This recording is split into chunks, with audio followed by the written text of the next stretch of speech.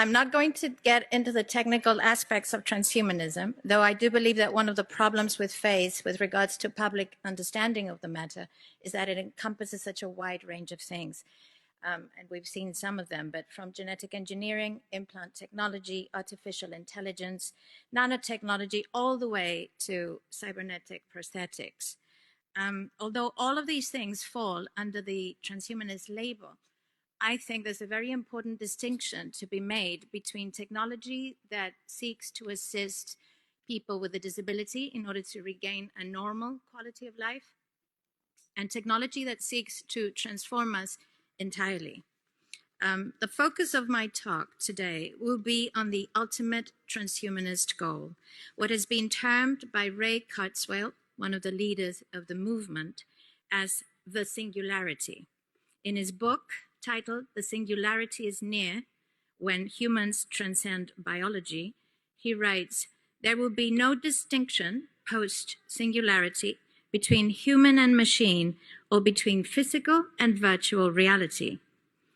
It's very important to understand that transhumanism is simply the transitional stage between humanism and post-humanism. Make no mistake, the final goal is to eradicate humanity as we know it.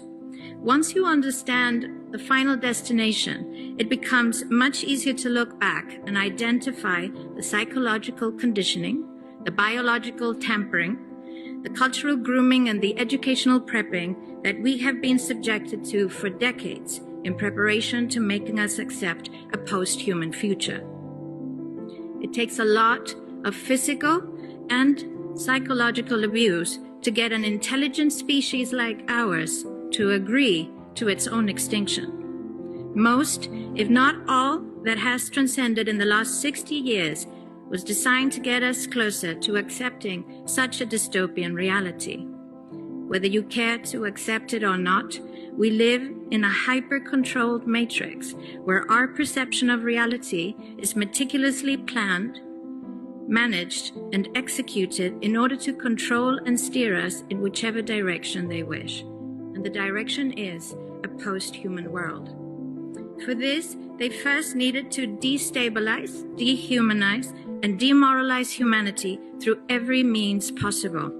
The destruction of the nuclear family, children being indoctrinated by the state, abortion, the eradication of God and spirituality from education, life in megacities and away from nature, toxic food, air and water, social media, replacing real human connection and interaction, engineered financial crisis and taxation, endless wars and massive migration, stress, anxiety, depression, drugs and alcohol, constant fear-mongering, moral relativism as the new religion, and I could go on and on about how humanity has been influenced and forced to move away from all the things that give us strength, security, purpose, and meaning.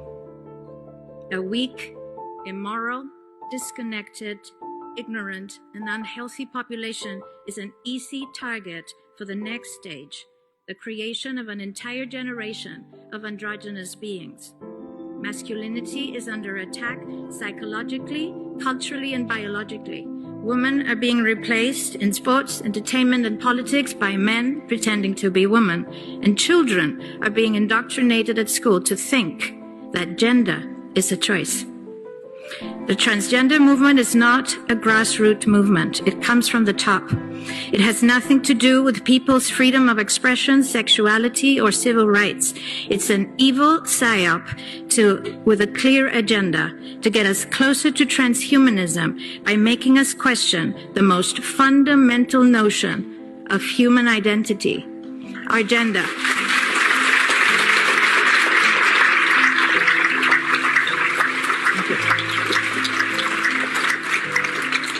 If you don't know who you are, if you already identify as a hybrid between a man and a woman, you will be easily convinced to become a hybrid between human and machine.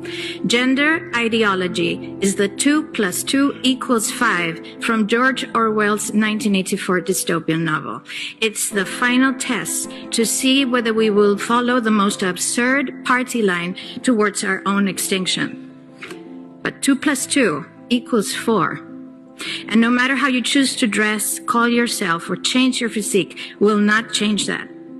The sad reality, though, is that in the gaslighting process to get us closer to a post-human future, they have mentally and physically harmed an increasing number of children and young people, and it's only getting worse. This must be stopped.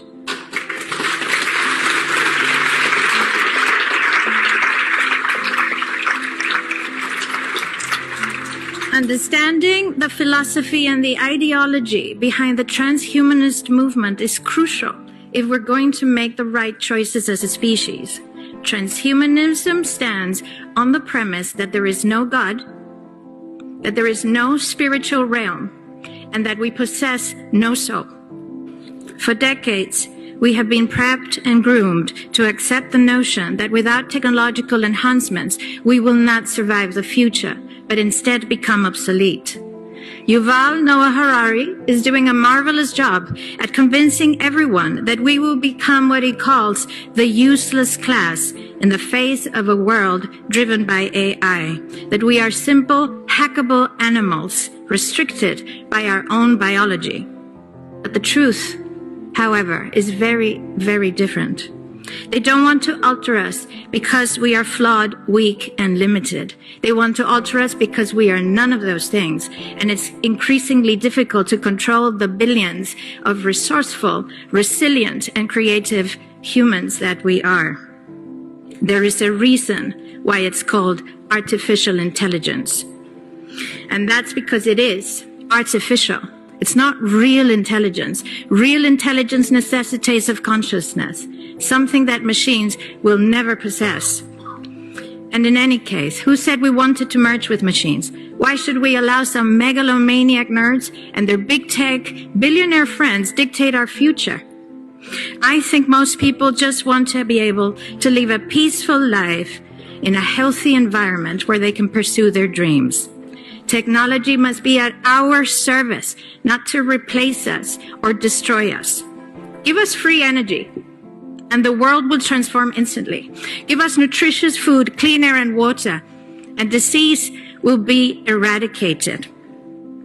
Allow us to live in a humane system instead of a free-range tax farm, and you will see how depression, anxiety, and stress dissipates.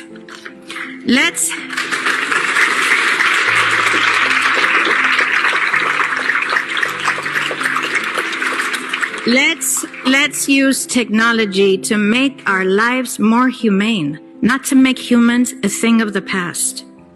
The things we value most are those things that cannot be replicated by machines. Empathy, compassion, courage, intuition, imagination, passion, love, all of the things that make us unique. We are the most sophisticated beings on this planet and possibly the universe, for all we know. Our body is a universe in itself, one that we still have not yet fully discovered, and our brains are the most complex cognitive piece of biological machinery in the world. They don't want to make you better. They don't want to make you a superhuman. The end game is to make you a totally controllable piece of machinery, another thing in the Internet of Things. As Klaus Schwab has said on numerous occasions, the fourth industrial revolution will not change the world, it will change you. They will entice you with promises of immortality, but it's digital immortality. They will try to convince you of a life without disease and suffering, but by disconnecting you from the natural web of life and connecting you to the grid. And they will speak of becoming gods, homo deus, in the words of Mr. Harari. Well, we once took a bite of that apple, and we fell. And we've been falling ever since. But I think We now have a chance to redeem ourselves. We now have a chance to change our ways, to understand our foolishness, to see where we went wrong, a chance to walk in the right direction with appreciation, with humility, with courage, with truth, with faith, and with love. Let's not take this chance to transform ourselves to something different, but to become the best version of ourselves. We are not here to become God. We are here for God to experience life through us. Thank you.